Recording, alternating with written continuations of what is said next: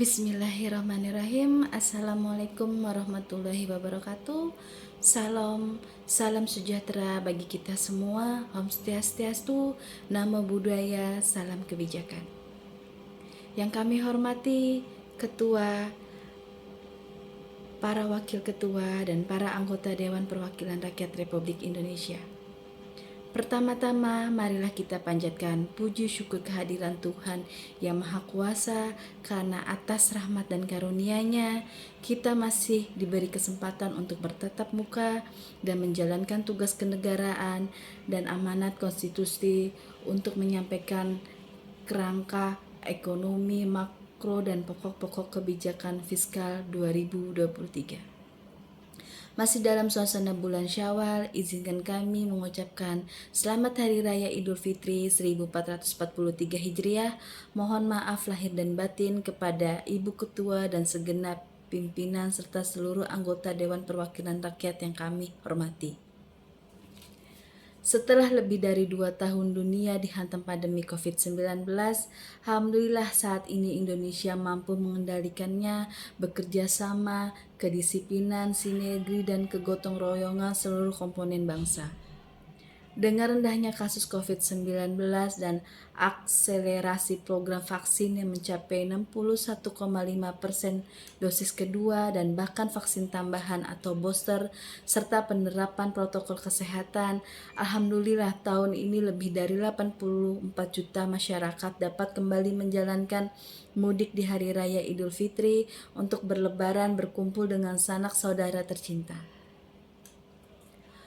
Mobilitas masyarakat yang begitu masif di tengah pandemi yang begitu berakhir mampu kita kelola secara relatif lancar, aman, selamat, dan semarak. Hal ini tentu mampu merekatkan kembali dan mempertebal tali sosial sekaligus menggerakkan dan pemulihan ekonomi Indonesia. Ini suatu pencapaian yang tidak gampang dan tidak boleh dipungkiri. Saat ini masih banyak negara bergaulat dengan COVID-19 dan banyak negara yang masih berjuang memulihkan ekonomi, bahkan ada yang tengah menghadapi krisis ekonomi dan keuangan yang kompleks, maka nikmati mana lagi yang kau dustakan. Ibu, Bapak, pimpinan dan anggota dewan yang kami muliakan, pemulihan ekonomi Indonesia yang cukup kuat, yang kita jaga bersama, dan pengendalian pandemi COVID-19 secara efektif tidak mungkin terjadi dengan sendirinya. Ini merupakan hasil kerja keras dan berbagai upaya luar biasa dari kita bersama, pemerintah dan DPR serta segenap unsur masyarakat, akademis, dan para ahli serta dunia usaha. Sejak awal pandemi bulan Maret 2020, kebijakan ekonomi makro dan kebijakan fiskal memainkan peran yang sangat penting dalam menangani guncangan hebat akibat pandemi dan dampaknya yang multidimensi, kompleks, dan luar biasa. Langkah-langkah darurat dan ekstraordinari kebijakan ekonomi makro dan fiskal dilakukan secara terorganisir, sistematis untuk tujuan pertama, menyelamatkan jiwa dari ancaman COVID-19 dengan kenaikan dukungan anggaran sangat besar untuk penguatan sarana, prasarana kesehatan, penanganan pasien, obat-obatan, pemberian insentif tenaga kesehatan, termasuk pengadaan vaksin. Kedua, memberikan tambahan secara masif dan signifikan bantal sosial untuk melindungi masyarakat dari merosotnya daya beli akibat kehilangan pekerjaan dan terhentinya aktivitas ekonomi yang meluas. Ketiga, mendukung dan melindungi dunia usaha, terutama usaha mikro, kecil, dan menengah, dari tekanan kebangkrutan akibat pandemi. Keempat, menjaga stabilitas sistem keuangan dari ancaman efek domino akibat kontraks dan pelemahan ekonomi. Pemerintah mengeluarkan Perpu Nomor 1 Tahun 2020 yang telah disetujui dan disahkan oleh Ibu Bapak anggota DPR menjadi Undang-Undang Nomor 2 Tahun 2020 yang memberikan landasan hukum yang kuat agar pemerintah dapat lebih fleksibel, responsif, dan antisipatif dalam penanganan pandemi COVID-19 yang sangat diwarnai dengan ketidakpastian. Kebijakan ekonomi makro dan kebijakan fiskal di masa pandemi ditunjukkan untuk kontrasilisal dan menahan guncangan atau shock absorber untuk menangani merosotnya sisi permintaan atau aggregate demand maupun sisi supply. Kebijakan fiskal bekerja sangat keras sebagai instrumen utama dan paling depan menangani potensi katastrofi krisis ekonomi dan keuangan. Sebagai konsekuensi batas atas defisit APBN diizinkan melebihi 3% PDB untuk 3 tahun yaitu 2020, 2021, dan 2022. Kebijakan fiskal APBN tidak mungkin bekerja sendiri menghadapi tantangan ekonomi yang multidimensi. Diperlukan bauran kebijakan dan sinergi yang kuat dengan Otoritas Moneter Bank Indonesia, Otoritas Jasa Keuangan, dan lembaga penjamin simpanan. Dalam forum Komite Stabilitas Sistem Keuangan, OJK telah berperan dalam menjaga kesinambungan stabilitas sistem keuangan sekaligus memberikan bantalan kepada dunia usaha melalui program restrukturasi kredit serta kebijakan strategis lainnya sejak awal pandemi. Sementara Bank Indonesia juga mengambil peran penting dalam mendukung pemulihan ekonomi melalui kebijakan yang akomodatif serta menjaga agar pasar SBN tetap kondusif. Dukungan skema burden sharing baik sebagai standby buyer pada setiap lelang maupun bersama-sama mendukung pembiayaan kebijakan fundamental terbukti ampuh dalam menjaga stabilitas pasar SBN di masa pandemi. Dengan respon dan koordinasi kebijakan yang cepat, masif, dan komprehensif didukung anggaran kebijakan fiskal yang memadai, pandemi dapat ditandatangani secara efektif dan pemulihan ekonomi mulai berjalan secara merata, baik sisi produksi dan sektoral, daerah dan dari komponen permintaan antara konsumen, investasi, dan ekspor. Dengan momentum pemulihan ekonomi tersebut, peran instrumen fiskal dapat disesuaikan sehingga dapat kembali pulih sehat, terjaga sustenabilitas dan kredibilitas dalam jangka menengah panjang. Perpu Nomor 1 Tahun 2020 atau Undang-Undang Nomor 2 Tahun 2020 yang mengamatkan pelebaran defisit fiskal selama 3 tahun di atas 3% PDB terbukti mampu menjawab kebutuhan penanganan krisis yang luar biasa dan kompleks secara disiplin, kredibel, dan akuntabel dengan tetap menjaga prinsip berhati-hatian dan sustainabilitas jangka menengah. Pemulihan ekonomi menunjukkan tren menguat. Setelah mampu menjaga pertumbuhan positif 3,7% di tahun 2021, meski dihantam gelombang COVID-19 varian Delta, pemulihan ekonomi berlanjut triwulan 1 2022 dengan pertumbuhan COVID 5,01%. Melonjaknya varian Omikron tidak perlu berdampak dengan proses pemulihan ekonomi sosial. Ini hasil nyata dari akselerasi vaksinasi dan kekebalan alami yang tumbuh di masyarakat. Konsumen dan investasi terus menunjukkan tren peningkatan disertai pemulihan yang kuat di hampir semua sektor ekonomi, termasuk transportasi, akomodasi, dan konstruksi.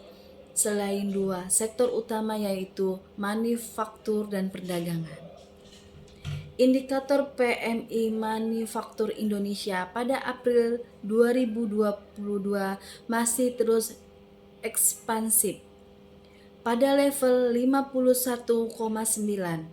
Sementara itu, kenaikan harga komoditas global mampu mendorong peningkatan surplus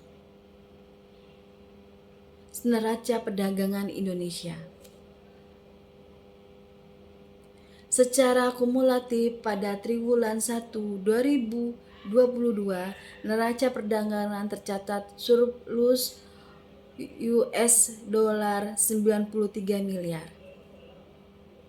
Pada April 2022, surplus neraca perdagangan Indonesia mencapai US$ 7,6 miliar, rekor tertinggi surplus bulan dalam sejarah neraca transaksi berjalan tahun 2022 diperkirakan akan lebih baik dibandingkan tahun 2021. Peningkatan kualitas pemulihan ekonomi juga terlihat dengan membaiknya kondisi ketenagakerjaan serta tingkat kemiskinan. Tingkat pengangguran terbuka turun mendekati level pra-pandemi menjadi 5,83% pada Februari 2022 dari 6,26% pada Februari 2021. Sementara angka kemiskinan nasional juga konsisten menurun. Dari sebelumnya 10,1% di tahun 2020 kembali menjadi single digit 9,7% di tahun 2021.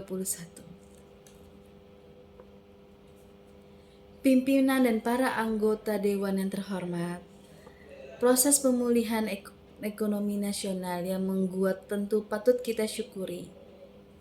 Namun, ini tidak menyebabkan kita cepat berpuas diri. Tantangan dan risiko baru telah muncul dari faktor global baik dari sisi geopolitik, ekonomi, dan keuangan yang sangat kompleks dan dinamis harus segera antisipasi dan kelola.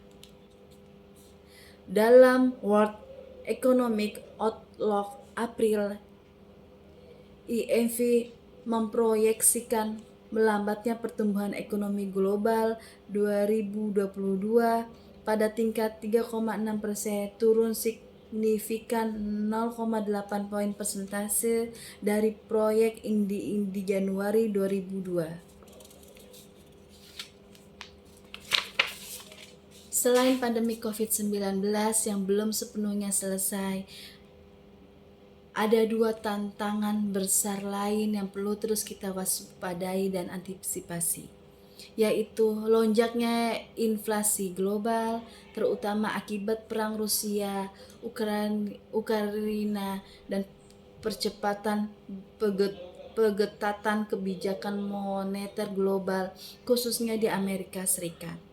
Perang Rusia-Ukraina juga telah menyebabkan disrupsi sisi produksi atau suplai yang sangat besar, sehingga mendorong kenaikan ekstrim tinggi harga-harga komoditas global. Harga minyak mentah terus-menerus pada akhir kisaran $100 per barel. Sejak awal tahun year to date, harga gas dalam naik 127,0%,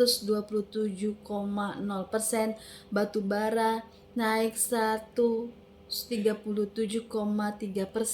CPO naik 26,1%, gandum naik 56,5%, dan jagung naik 34,3%, Secara indeks, harga pangan dunia telah mengalami kenaikan 145,0% dibanding situasi awal 2020.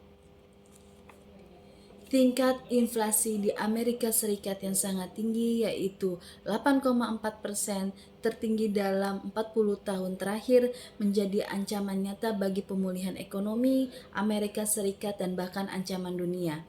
Bank Sentral Amerika Serikat, The Fed, akan melakukan percepatan pengetatan moneter. Saat ini, kenaikan suku bunga acuan diperkirakan dapat terjadi hingga 7 kali di tahun 2022 dan berpotensi diikuti dengan kontraksi balance sheet yang menyebabkan lebih ketat kondisi likuiditas global. Sementara itu, sejak awal 2021 sampai dengan Maret 2022, sejumlah negara berkembang G20 seperti Brazil, Meksiko, dan Afrika Selatan telah menaikkan suku bunga acuannya secara sangat signifikan.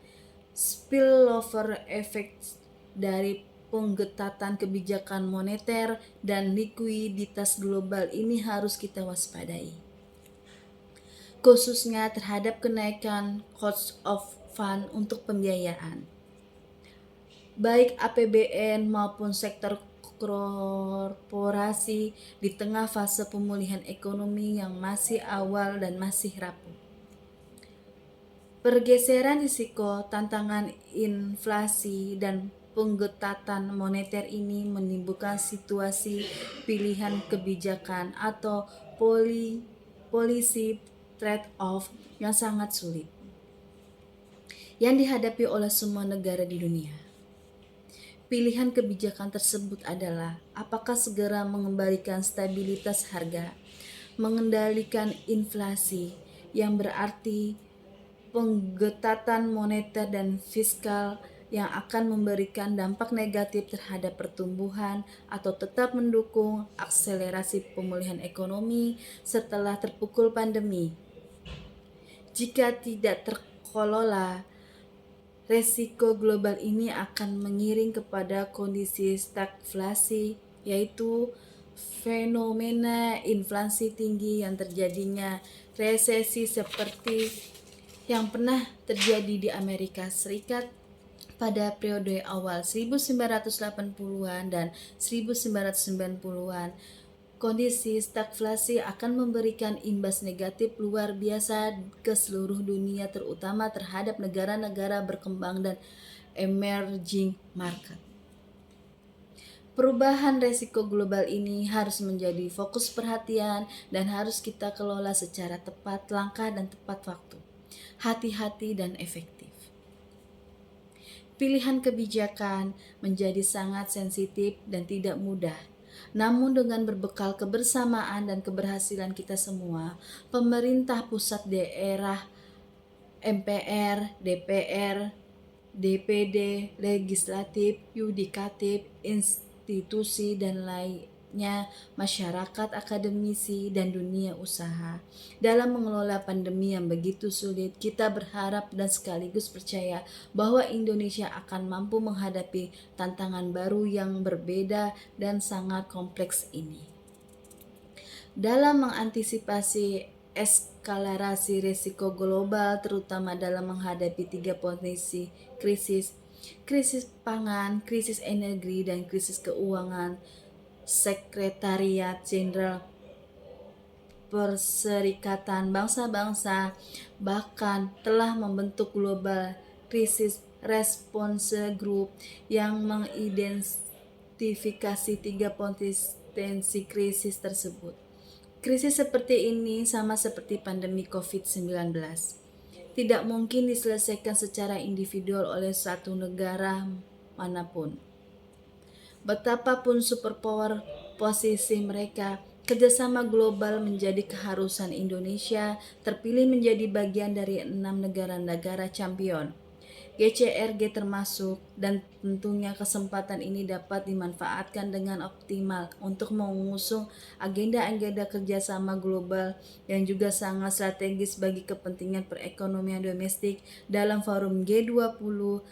Eskalasi resiko ekonomi global juga telah menjadi salah satu fokus perhatian.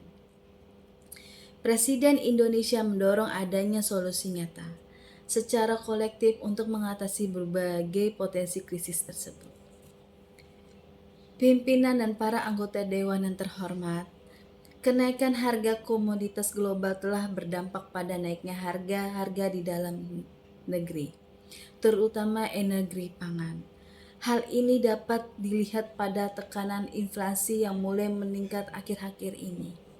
Meskipun faktor musiman yaitu bulan Ramadan dan perayaan Hari Raya Idul Fitri juga turun memberikan andil terhadap kenaikan harga, inflasi April 2022 tercatat 3,5% lebih tinggi dibandingkan Maret 2022 bila dibandingkan negara-negara G20 seperti Amerika Serikat 8,3%, Inggris 9,0%, Turki 70,0%, Argentina 58,0%, Brazil 12,1%, dan India 7,8%. Tekanan inflasi Indonesia menjauh lebih rendah. Tekanan inflasi di Indonesia tidak setinggi di negara tetangga tersebut karena kenaikan harga energi global direndam oleh APBN atau shock absorber yang konsekuensinya menyebabkan kebutuhan belanja subsidi energi dan kompensasi meningkat tajam. Dalam kondisi pemulihan ekonomi dan kesejahteraan yang masih awal dan rapuh, ketersediaan dan keterjangkauan harga energi dan pangan menjadi sangat krusial untuk menjamin daya beli masyarakat dan menjaga keberlanjutan proses pemulihan ekonomi nasional. Terkait potensi transmisinya ke sektor keuangan, pemerintah dalam hal ini diwakili oleh Kementerian Keuangan bersama dengan anggota KSSK lainnya atau Bank Indonesia, OJK, dan LPS berkomitmen untuk memperkuat koordinasi dan sinergi dalam menjaga stabilitas sistem keuangan. Sampai dengan saat ini, kondisi sektor keuangan nasional masih relatif stabil. Fungsi intermediasi perbankan mulai meningkat, tercermin pada peningkatan pertumbuhan penyaluran kredit. Sementara itu, tingkatan kecukupan modal juga tinggi dengan likuiditas yang masih memadai. Cadang devisa nasional juga masih memadai dan diharapkan dapat memberikan ruang bagi Bank Indonesia untuk menjaga stabilitas harga dan nilai tukar serta momentum pemulihan ekonomi nasional. Ibu, Bapak, dan para pimpinan dan anggota dewan yang kami muliakan, keberlanjutan proses penguatan pemulihan ekonomi nasional perlu terus dijaga untuk memperkuat kondisi ekonomi dan akselerasi tingkat pertumbuhan ekonomi. Selain itu, upaya lebih lanjut untuk mengakselerasi pertumbuhan ekonomi yang lebih inklusif juga sangat penting untuk pencapaian sasaran pembangunan jangka menengah panjang agar Indonesia dapat keluar dari jebakan kelas menengah atau middle income trap. Oleh karena itu, struktur perekonomian nasional dan tingkat produktivitas nasional perlu diperkokoh melalui percepatan transformasi ekonomi. Akselerasi agenda reformasi struktural pasca pandemi COVID-19 mutlak diperlukan melalui peningkatan kualitas sumber daya manusia, pembangunan infrastruktur, dan reformasi birokrasi dan regulasi, penguatan program pendidikan, kesehatan, serta perlindungan sosial sangat krusial dalam mengatasi isu fundamental perekonomian termasuk rendahnya tingkat produktivitas nasional. Peningkatan produktivitas juga perlu diakselerasi untuk memperkuat sisi supply. Penguatan hilirisasi manufaktur, adopsi ekonomi digital, dan pengembangan ekonomi hijau diyakini akan menjadi sumber pertumbuhan baru di masa depan. Dorongan kepada berlanjutan tahapan industri manufaktur akan memacu pengembangan produk-produk dalam negeri yang memiliki nilai tambahan lebih tinggi dan mampu berkompetisi di pasar global. Sementara pengembangan ekonomi digital akan meningkatkan efisiensi dan produktivitas ekonomi di tengah kecenderungan perubahan pola hidup ke arah neo normal. Selain itu, sejalan dengan tujuan mewujudkan net zero emission pada tahun 2060 atau lebih awal, pembangunan sistem ekonomi yang ramah di lingkungan merupakan wujud komitmen kita bersama dalam mengatasi isu perubahan iklim. Potensi besar pengembangan ekonomi hijau yang kita miliki merupakan daya tarik tersendiri bagi investasi di dunia di masa depan. Dengan pertimbangan berbagai risiko dan potensi pemulihan ekonomi nasional di tahun depan, pemerintah mengusulkan kisaran indikator ekonomi makro yang digunakan sebagai asumsi dasar penyusunan RAPBN 2023 sebagai berikut.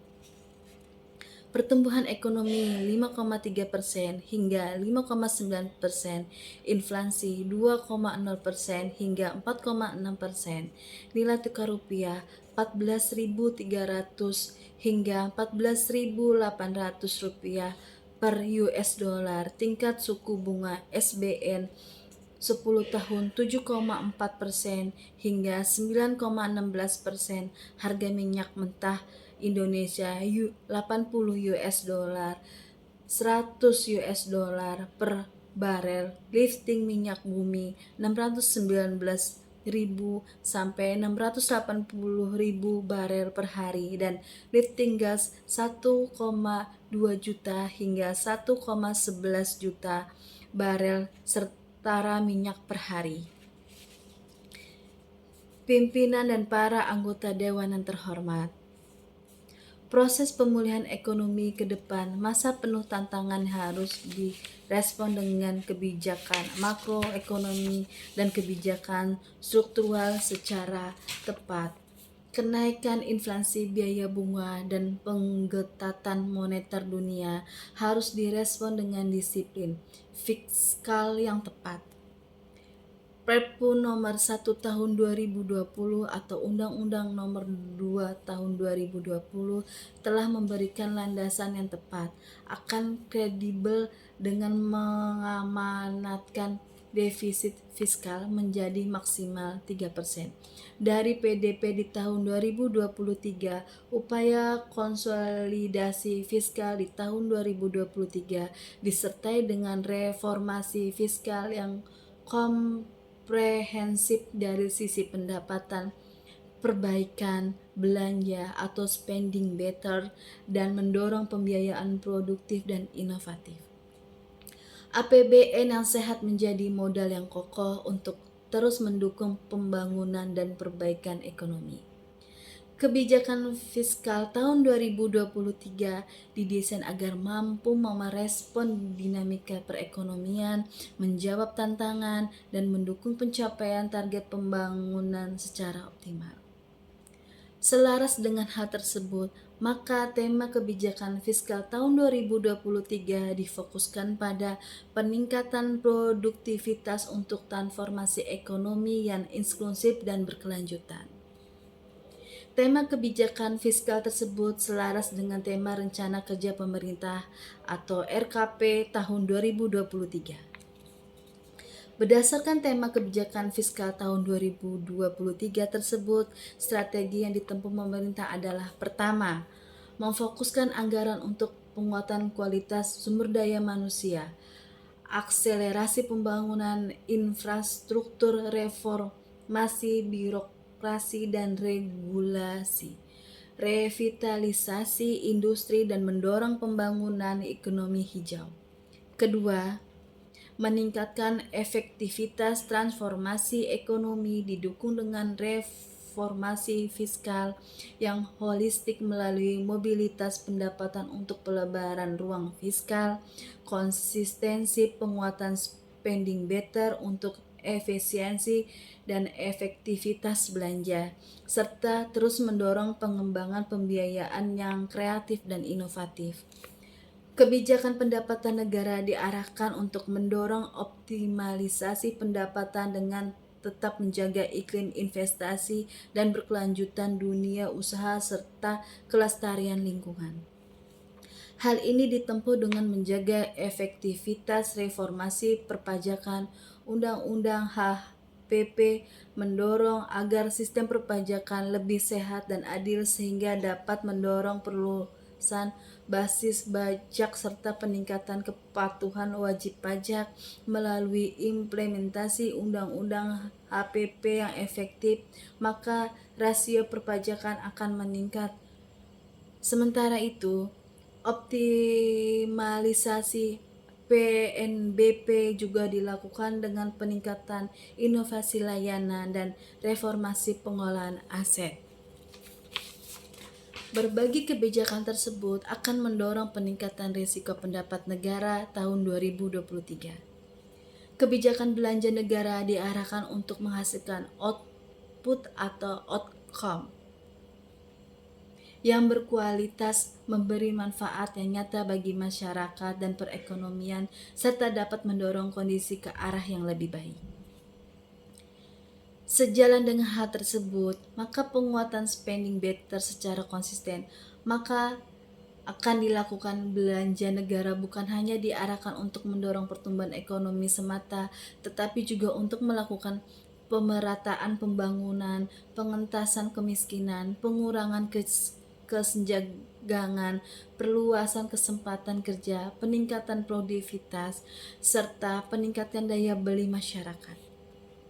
Untuk itu, kebijakan belanja negara akan difokuskan pada peningkatan kualitas sumber daya manusia, percepatan pembangunan infrastruktur, penguatan implementasi reformasi birokrasi, mendukung revitalisasi industri dan pembangunan ekonomi hijau. Sementara itu, untuk antisipasi ketidakpastian, dibutuhkan strategi mitigasi risiko yang lebih solid dengan mendorong implementasi automatic stabilizer. Sejalan dengan tujuan-tujuan tersebut, pemerintah harus mendorong penguatan spending better menjadi komitmen bersama. Hal ini dilaksanakan melalui penghematan belanja barang, penguatan belanja modal, reformasi belanja pegawai, peningkatan efektivitas termasuk ketepatan sasaran belanja, bantuan sosial dan subsidi, serta penguatan kualitas transfer ke daerah dan dana desa. Pimpinan dan para anggota dewan yang terhormat, sebagai konsekuensi atas kebijakan fiskal yang ekspansif dan terukur, maka postur APBN tahun 2023 masih akan defisit. Namun, pengelolaan pembiayaan untuk menutup financing gap tersebut akan dilakukan secara efisien, hati-hati atau prudent, dan berkelanjutan sustainable. Defisit dan rasio utang akan tetap dikendalikan dalam batas aman sekaligus mendorong keseimbangan primer yang positif. Kebijakan pembiayaan investasi akan terus dilakukan dengan perdayaan peran badan usaha milik negara, sovereign wealth funds, special mission vehicles, dan badan layanan umum dalam mengakselerasi pembangunan infrastruktur, dan meningkatkan akses pembiayaan bagi masyarakat berpenghasilan rendah, UMKM, dan UMI. Pemerintah terus mendorong peran swasta dalam pembiayaan pembangunan melalui kerangka kerjasama pemerintah dan badan usaha KPBU, termasuk penerbitan instrumen pembiayaan kreatif lainnya. Melalui akselerasi pemulihan ekonomi, reformasi struktural, dan reformasi fiskal, maka diharapkan kebijakan fiskal 2023 tetap efektif mendukung pemulihan ekonomi namun tetap sustainable. Hal tersebut akan terefleksi pada pendapatan negara yang meningkat dalam kisaran 11,19% sampai dengan 11,70%. PDB belanja negara mencapai 13,80% sampai dengan 14,60% PDB, serta keseimbangan primer yang mulai bergerak menuju positif dan kisaran 0,46% sampai dengan 0,65%. Selain itu, defisit juga diarahkan kembali di bawah 3% antara 2,6% sampai dengan 2,90%. PDB dan rasio utang tetap kendali dalam batas manageable di kisaran 40,8% sampai dengan 42,42% PDB.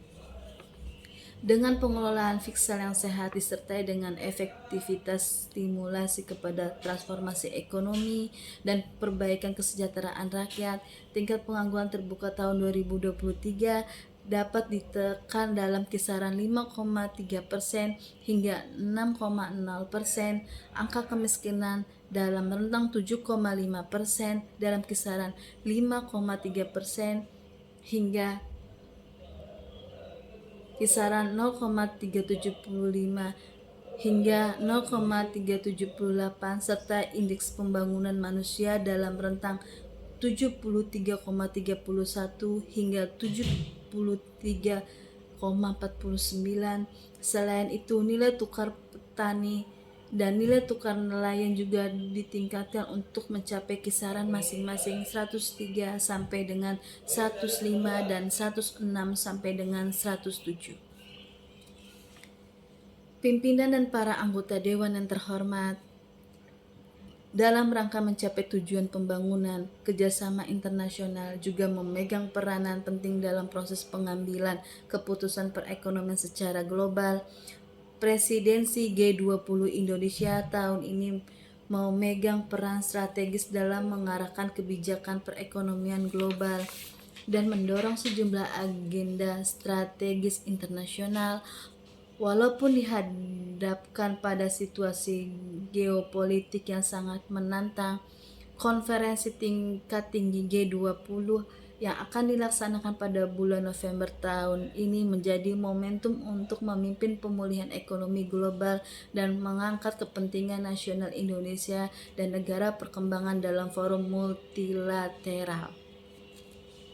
Peran penting Indonesia di dunia internasional, terutama di kawasan, menjadi semakin strategis dengan kepemimpinan Indonesia sebagai ASEAN Chairmanship tahun 2023 untuk memastikan kepemimpinan Indonesia di kawasan yang lebih kuat dan strategis, maka kita harus mendorong pemulihan ekonomi di kawasan serta kebersamaan untuk keluar dari krisis menuju perekonomian di kawasan yang lebih kuat dan tangguh. Pimpinan dan para anggota dewan yang terhormat, demikianlah pengantar dan keterangan pemerintah atas kerangka ekonomi makro dan pokok-pokok kebijakan fiskal tahun 2023 yang telah disusun pemerintah dengan pertimbangan dinamika perekonomian, tantangan dan agenda pembangunan. Selanjutnya, pemerintah mengharapkan dukungan, masukan, dan kerjasama seluruh anggota dewan yang terhormat dalam pembahasan KEM PPKF tersebut sesuai peraturan perundang-undangan yang berlaku. Sebagai penutup, kami kutipkan dari ayat Al-Quran yang kami kira sangat relevan dengan dinamika perekonomian kita saat ini dan ke depan. yakni Quran Surat Yusuf ayat 47-48. Dia, Yusuf berkata, agar kamu bercocok tanam 7 tahun berturut-turut, sebagaimana bisa kemudian apa yang kamu tuai, hendaklah kamu biarkan di tangkainya kecuali sedikit untuk kamu makan. Ayat 47. Kemudian setelah itu akan datang 7 tahun yang sangat sulit yang menghabiskan apa yang kamu simpan untuk menghadapinya.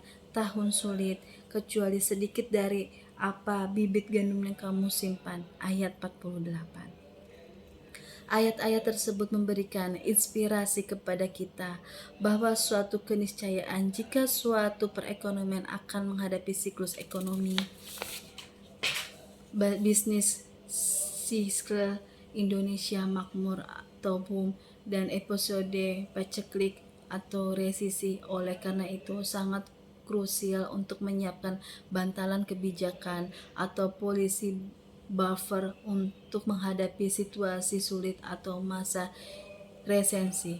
Inilah inti dari konsep kontrasilisal polisi yang menginspirasi kita semua. Pentingnya memperkuat kembali kesehatan APBN melalui konsolidasi agar mampu berperan optimal sebagai instrumen shock absorber pada saat terjadi gejolak di masa mendatang. Semoga Allah Subhanahu wa Ta'ala senantiasa memberikan bimbingan dan perlindungannya untuk dapat melewati masa-masa sulit sekarang ini. Semoga kita diberikan kekuatan untuk dapat melaksanakan tugas dan amanah, melayani seluruh rakyat Indonesia dalam upaya menuju bangsa yang berdaulat, maju, adil, dan makmur. Amin. Wallahul muwaffiq illa aqwamit thoriq. Wassalamualaikum warahmatullahi wabarakatuh. Om Shanti Shanti Shanti Om. Namo Buddhaya. Jakarta 20 Mei 2022. Atas nama Pemerintah Republik Indonesia, Menteri Keuangan Sri Mulyani Indrawati.